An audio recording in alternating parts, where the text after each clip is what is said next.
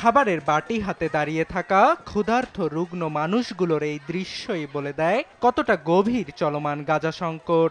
এবার গাজা সিটি ও এর আশেপাশের এলাকাকে দুর্ভিক্ষ পীড়িত হিসেবে ঘোষণা করেছে জাতিসংঘের খাদ্য সংকট ও অপুষ্টি পর্যবেক্ষণকারী আন্তর্জাতিক সংস্থা integrated food security face classification IPC. শুক্রবার সংস্থাটির প্রধান টম ফ্লেচার এক সংবাদ সম্মেলনে তুলে ধরেন গাজার মানবিক সংকটের ভয়াবহ তথ্য। দুর্ভিক্ষটি পুরোপুরি ঠেকিয়ে দেওয়া সম্ভব ছিল, তবে ইসরায়েলের পরিকল্পিত বাধার কারণে যুদ্ধবিধ্বস্ত অঞ্চলটিতে খাদ্য সামগ্রী পৌঁছানো যায়নি।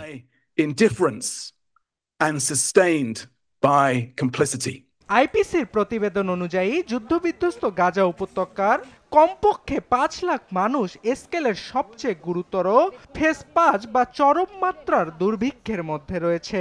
এছাড়া ফেজ ৪ বা জরুরি অবস্থার মধ্যে রয়েছে উপত্যকাটির আরও ১০,৭০,০০০ মানুষ।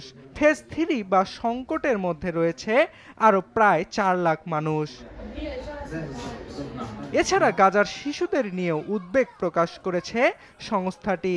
উপত্যকাটির অন্তত ৪১,০০০ শিশুর জীবন চরম ঝুঁকির মধ্যে রয়েছে বলে জানিয়েছে আইপিসি। পাশাপাশি উপত্যকাটির অন্তত ৫৫,০০০ গর্ভবতী ও দুগ্ধদানকারী নারীও ভুগছে মারাত্মক পুষ্টিহীনতায়। সংস্থাটির শঙ্কা চলতি বছরের সেপ্টেম্বর নাগাদ মধ্য গাজার দেইর আল বালা এবং দক্ষিণের খান ইউনিস এলাকাতেও ছড়িয়ে পড়তে পারে দুর্ভিক্ষ।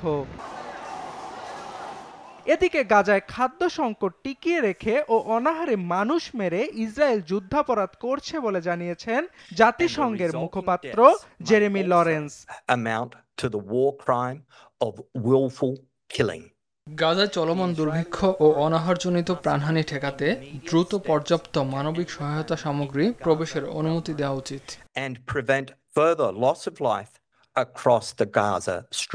তবে আইপিসির রিপোর্টকে মিথ্যা ও বানোয়াট বলে দাবি করেছে ইসরায়েল। গাজায় কোনো দুর্ভিক্ষ নেই বলে জানিয়েছে দেশটির পররাষ্ট্র মন্ত্রণালয়। এটি হামাসের দেয়া মিথ্যা তথ্যের ভিত্তিতে তৈরি করা হয়েছে বলেও জানিয়েছে তেল আবিব। অর্ণব প্রসাদ, RTV।